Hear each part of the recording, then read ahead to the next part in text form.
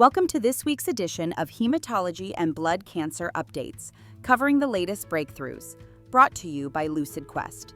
Sanofi's Sarclisa received a positive opinion from the European Medicines Agency's Committee for Medicinal Products for Human Use with VRD, bortezomib, lenalidomide, and dexamethasone in transplant-eligible, newly diagnosed multiple myeloma.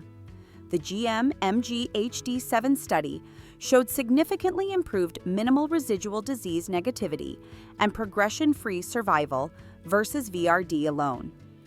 If approved, this will be Sarclisa's fourth European indication and second global frontline approval. A multi-institutional study from CHOP, St. Jude, Dana-Farber, and the Children's Oncology Group shows genetic ancestry shapes outcomes in T-cell acute lymphoblastic leukemia. The Notch1 mutation improves survival in patients of European ancestry, but not in those of African ancestry. The findings highlight the need for ancestry-informed biomarker use to prevent misclassification and disparities in precision medicine.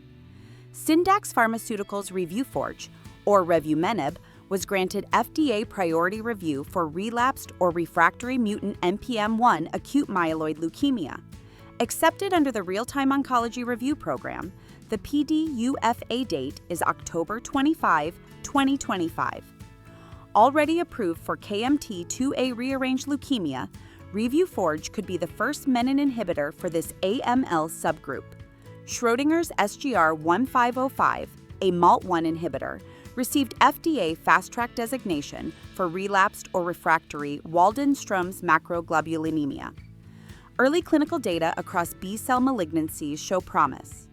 Phase 2 regulatory discussions are planned later this year. Enterome's EO2463 is showing strong potential in relapsed or refractory indolent non-Hodgkin lymphoma. Interim data from the Phase 1, Phase 2 Sydney trial reported a 60% complete response when combined with lenalidomide and rituximab.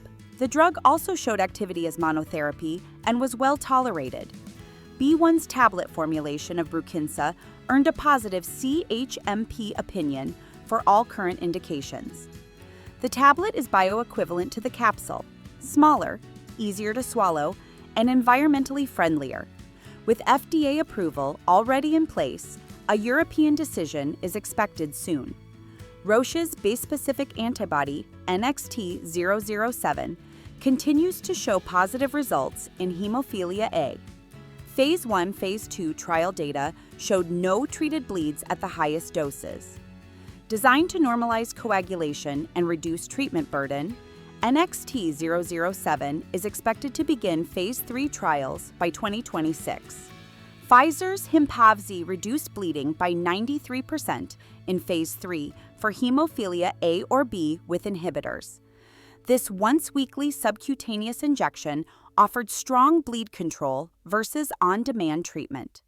Regulatory filings are underway. BioMarin released 5-year data from the Generate-1 trial for Roctavian in severe Hemophilia A. Results showed sustained bleed control and factor VIII expression, with 81.3% of participants remaining off prophylaxis and no new safety issues reported. Celerity launched its Phase 1 trial of CLY-124, an oral globin-switching therapy for sickle cell disease. Preclinical results showed over 20% fetal hemoglobin without cytotoxicity. CLY-124 is the first drug candidate from Celerity's AI-based discovery platform. Stay ahead in hematology and blood cancer research. Like, share, and subscribe for weekly updates. Visit lqventures.com or email us at info@lqventures.com for expert healthcare consulting. See you next time.